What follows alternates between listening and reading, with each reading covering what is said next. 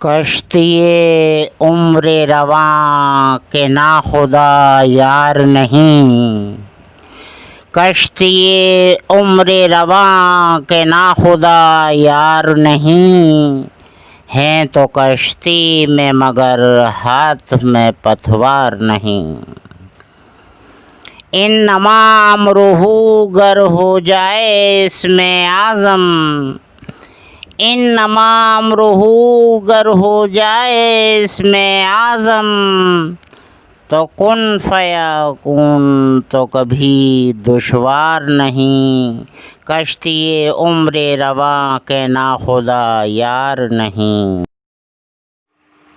اعوذ باللہ من الشیطان الرجیم، بسم اللہ الرحمن الرحیم،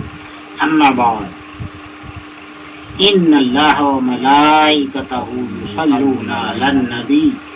یا ایھا الذین آمنوا صلوا علیہ وسلموا تسلیما۔ جبکہ اللہ تعالیٰ نے فرما دیا کہ میں اور میرے فرشتے درود و سلام بھیجتے ہیں نبی پر، محمد صلی اللہ علیہ وسلم پر، اے ایمان والو تم بھی بھیجا کرو۔ تو ہمیں چاہیے کہ ہم رات دن اٹھتے بیٹھتے جاگتے سوتے ہر ٹائم میں درود و سلام بھیجتے رہیں۔ الصلاۃ والسلام علیک یا نبی اللہ، الصلاۃ والسلام علیک یا رسول اللہ، الصلاۃ والسلام علیک یا حبیب اللہ، الصلاۃ والسلام علیک یا نور من نور اللہ، الصلاۃ والسلام علیک یا خاتم المرسلین۔ جب کہ یہ کتابوں میں آتا ہے، حدیث شریف سے بھی ثابت ہوتا ہے کہ ہواؤں میں، فضاؤں میں اللہ کے فرشتے مقرر ہیں کہ جو بھی اللہ کا بندہ حضور صلی اللہ علیہ وسلم پر درود و سلام بھیجے، وہ فرشتے اکٹھا کر کے جمعہ رات کو آپ پر پہنچا دیتے ہیں، اور جمعہ رات کی عصر سے لے کر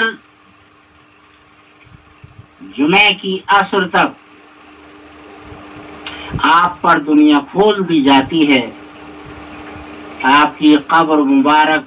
کھول دی جاتی ہے، آپ پوری دنیا کو دیکھتے ہیں، اور دنیا میں تمام انسانوں کے اعمال آپ پر پیش کیے جاتے ہیں، اور درود و سلام جو اس وقت بھیجتا ہے جمعہ رات کی عصر سے جمعہ کی عصر تک، تو آپ دو بدو ہو کر سلام کا جواب دیتے ہیں، درود شریف کو قبول فرماتے ہیں، اور ہم کو چاہیے، اس سے مراد ہم کو چاہیے عملی جامع کے ساتھ میں ہم اس اعتبار سے فجر کی فرضوں کے بعد صلاۃ و سلام پڑھیں، درود و سلام پڑھیں، بے شمار پڑھیں، بے حساب پڑھیں، اور جمعہ کی نماز سے فارغ ہونے کے بعد میں اجتماعی طور پر ہم درود و سلام پڑھیں، آپ اس کا جواب دیں گے۔ ہم ایک مرتبہ درود اگر پڑھتے ہیں تو یہ آیا ہے کہ حضور صلی اللہ علیہ وسلم محبوب خدا 10 مرتبہ اس شخص کے حق میں استغفار کرتے ہیں جو ایک مرتبہ آپ پر درود بھیجتا ہے۔ تو آپ کے پیارے مبارک زبان سے ادا کیا ہوا استغفار، آپ کے پیارے منہ سے نکلا ہوا استغفار، پاک منہ سے نکلا ہوا استغفار، پاک زبان سے ادا ہوا استغفار اللہ کو کس قدر مقبول ہوگا، تو بندے کے لیے کتنا بڑا فیض ہوگا۔ اس سے بڑا فیض کیا ہوگا؟ ہم خود کریں نہ ہوا قبول، ہم درود بھیجیں، حضور صلی اللہ علیہ وسلم ایک درود کے بدلے 10 مرتبہ استغفار کریں، تو کتنی پیاری بات ہے کہ ہماری کتنا اچھا مغفرت کا سامان ہوگا، اس سے پیارا کیا عمل ہوگا۔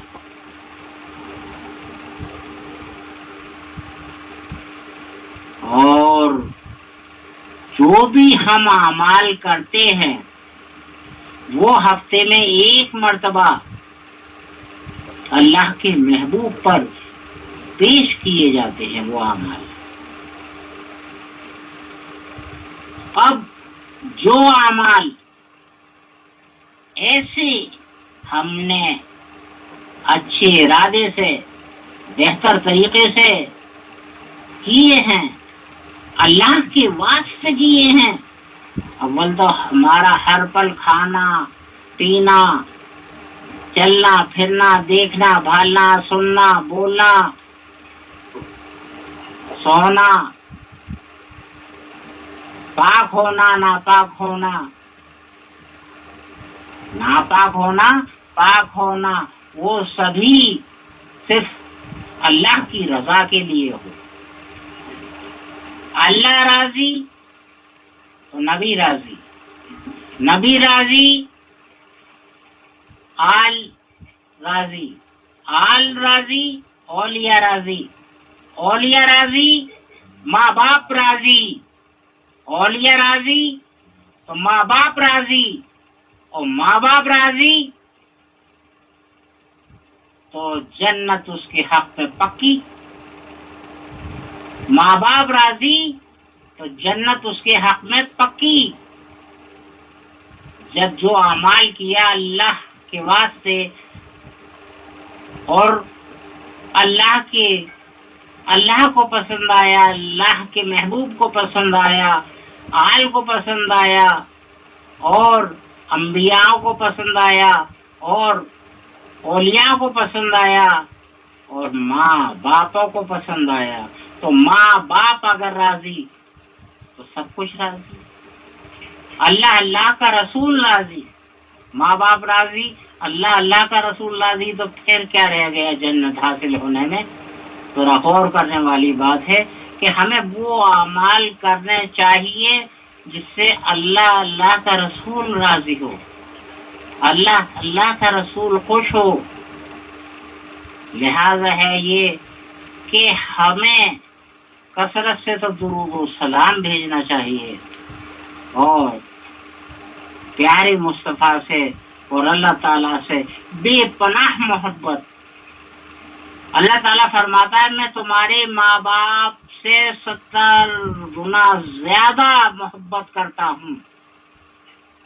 اور حضور صلی اللہ علیہ وسلم کو اپنی امت سے بے پناہ پیار ہے۔ ہم تو ذرا پیار کر کے دیکھیں اللہ کے رسول سے، اور پھر ماں باپ سے بڑھ کر اس دنیا میں پھر کون ہستی ہے کہ اپنی اولاد سے پیار کرے؟ ماں باپ جس قدر پیار کرتے ہیں اپنی اولاد سے کوئی نہیں کر سکتا سوائے اللہ کے رسول کے۔ تو لہذا یہ ہے کہ جس سے اللہ راضی، رسول راضی، آل اولاد راضی اور اولیاء راضی، تو یوں سمجھ لیجیے گا کہ ماں باپ راضی اور ماں باپ راضی تو جنت پکی، جنت واجب ہو گئی۔ اب غور کرنے کی بات ہے کہ ہم ہر حال میں درود و سلام بھیجتے رہیں، اور ہمارے جو بھی اعمال ہوں، ہم اگر کوئی کام بھی کریں تو اس خیال سے کریں کہ ہم یہ اللہ کے واسطے کر رہے ہیں۔ جو بھی کام کریں ہم، کیا وہ پیسہ کمانے کا ہو،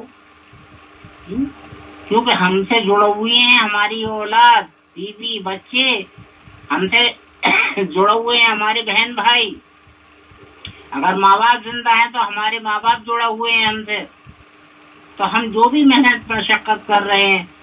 وہ ان سبھی کے لیے کر رہے ہیں، ان سب کا حق بنتا ہے۔ تو لہٰذا یہ خوش دلی سے جو بھی اعمال کریں وہ اللہ کی رضا کے لیے کریں کہ اللہ ہم سے خوش ہو جائے. ہم کمائیں تو، خرچ کریں تو، نہائیں تو، اور کھائیں تو،